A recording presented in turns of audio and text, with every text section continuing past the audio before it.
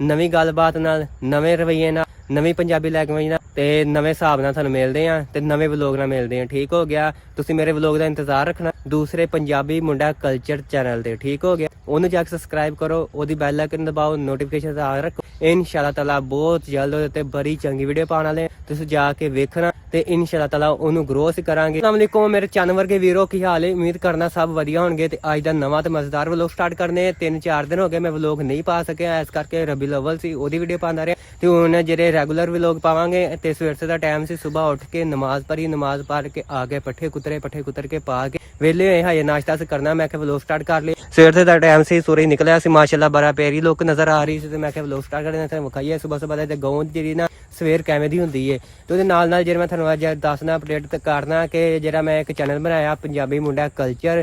ਇਹ ਜਿਹੜਾ ਮੇਰਾ ਚੈਨਲ ਹੈ ਪੰਜਾਬੀ ਮੁੰਡਾ ਵਲੋਗਸ, ਇਹ ਪੰਜਾਬੀ ਮੁੰਡਾ ਵਲੋਗਸ ਸੀ ਵੀ ਤੇ ਉਹ ਪੰਜਾਬੀ